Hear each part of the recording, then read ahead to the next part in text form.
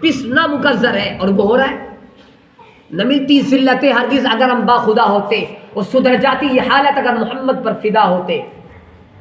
دوستو دین رسم کا نام نہیں ہے، دوستو دین بدعات کا نام نہیں ہے.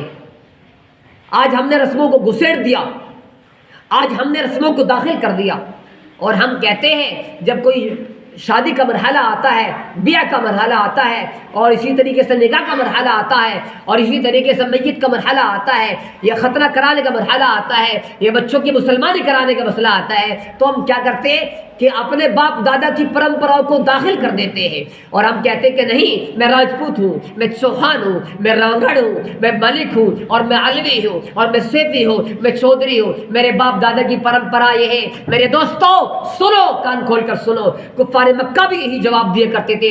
قالوا وجدنا آبانا لها عابدین، کہا کرتے تھے کہ او محمد، او احمد، او مکہ کا پیدا ہونے والے بچے محمد سن لے، ہم وہی کام کریں گے جس پر ہم نے اپنے باپ داداؤں کو پایا. آج کا مسلمان بھی قسم خدا کی وہی کفار مکہ والا جواب دیتا ہے.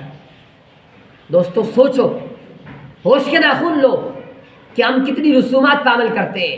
رسم کسے کہتے ہیں؟ رسومات کسے کہتے ہیں؟ رسم کہتے ہیں جو شریعت میں نہ ہو، رسم کہتے ہیں جو قرآن میں نہ ہو، رسم کہتے ہیں جو حدیث میں نہ ہو، رسم کہتے ہیں جس کا تعلق دور دور تک اسلام سے نہ ہو، رسم کہتے ہیں جو قرآن کے خلاف ہو، حدیث کے خلاف ہو، وہ رسم ہے.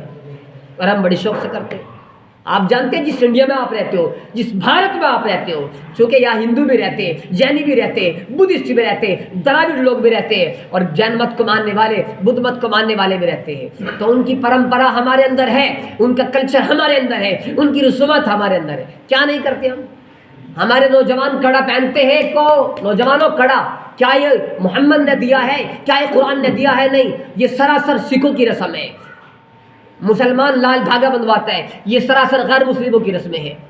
مسلمان اپنے یہاں پر اپنے بالوں کو ایسے گول کر کے باقاعدہ چھلا ڈالتا ہے، یہ سراسر تشبہ بالنساء، عورتوں کی مشابہت ہے جو کہ ناجائز ہے. یہ بھی غیروں کی نشانی ہے. اور ہمارے نوجوان داڑھی کٹاتے ہیں، وہ غیر مسلموں کے، وہ یہودیوں کے طریقے میں کٹاتے، کرسچنوں کے طریقے میں کٹاتے. نوجوانوں یہ فیشن اور رسمیں سب اسلام کے خلاف ہے، شریعت کے خلاف ہے. رسم کہتے ہی اس کو ہے جس کا تعلق دور دور تک اسلام سے نہ ہو، وہ رسم ہے. آج ہم رسموں کو کرتے ہیں اور بڑی شان سے، اور موس کو پہنا کر ہم کہتے ہیں کہ یہ ہمارے باپ داداؤں کا طریقہ ہے. قرآن نے کہا تمہارے باپ جاہل، تمہارا دادا جاہل، تمہارا پردادا جاہل. کیا قرآن کی ہدایت تھی اس کے پاس، دادا کے پاس؟ کیا قرآن کی رہنمائی تھی دادوں کے پاس؟ قرآن نے اس کا بائیکاٹ کیا.